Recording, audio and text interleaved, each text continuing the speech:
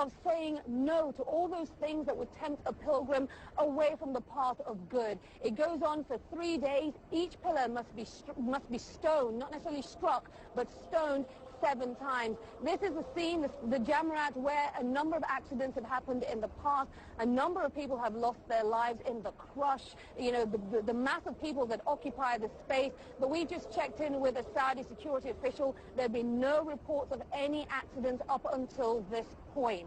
Now, Stephen, we want to share with our viewers also the story of one pilgrim in particular. Leslie Rowan in the sea of pilgrims stands out. She's an American-born Muslim convert. But when it comes down to it, she's just like all the other people here in Mecca. She's on a spiritual journey. They come together as one on the plains of Arafat.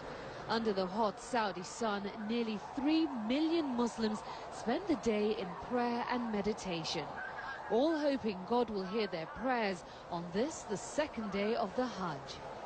Muslims believe this ritual is a dress rehearsal for the Day of Judgment, and when the sun sets, the pilgrimage reaches its climax. This is a day of forgiveness, a day of emancipation, a day of forgiveness, and that's what Hajj is all about, is becoming a newly born person.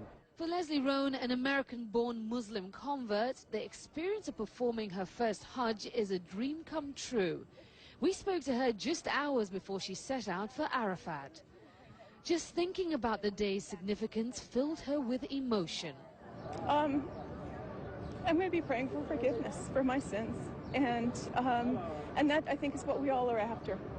And, you know, there are a lot of things that we do consciously and unconsciously. I want a closer relationship with God. This 49-year-old resident of California is a long way from home, and she says she is relishing every minute of her spiritual journey. But she admits performing the ritual of circumambulating the Kaaba is at times physically overwhelming. There are times when you have to kind of put down that spiritual piece of it and just focus on staying safe. She converted to Islam 3 years ago because she'd grown dissatisfied with Catholicism. In Islam, she says she found the connection to God she'd been yearning for. Every Muslim who is financially and physically able is required to perform the Hajj at least once during their lifetime. While other Muslims agonize about when to actually make the trip, Leslie says it was an easy decision for her. Back home in the US, as she made her final preparations for her trip to Mecca, she explained why. It's a really great time to go. It's winter in Saudi Arabia, so it's probably only 95 degrees during the day. And I'm very excited about going. So it's something I've wanted to do ever since I converted. But the Hajj is not simply about getting closer to God. Over the course of this 5-day religious gathering, Muslims from all around the world will also be striving to get closer to each other.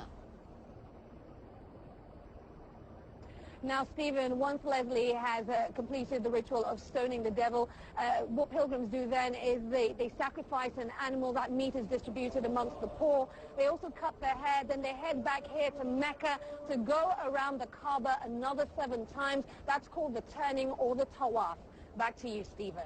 I'm impressed that you were able to find her, because I thought the whole point of this was to have her just like everybody else. All the pilgrims wear the same white. They all recite the same prayers. You know, they all undertake the same rituals, showing that they're all the same before God. You managed to pull her out of a huge crowd. Well, Stephen, just a point of note, it is the men who come to perform Hajj that must take on the white ihram garment. All pilgrims will be in a state of ihram, which is a state of purity. But in terms of the actual outfit, it's men that must wear the white, so it makes it much harder to pick them out. Women, when it comes down to it, aren't actually bound to wear any color in particular. It has just become a norm that women tend to wear white along with the men. The only thing women must not do here at the Hajj is cover their faces, even if that's what they do back at home. Stephen. Fascinating insights. Aisha, thank you for that. We'll look forward to seeing you later in the week as well. That holiday that Aisha mentioned, Eid al-Adha, is the cause of another major development in Saudi Arabia,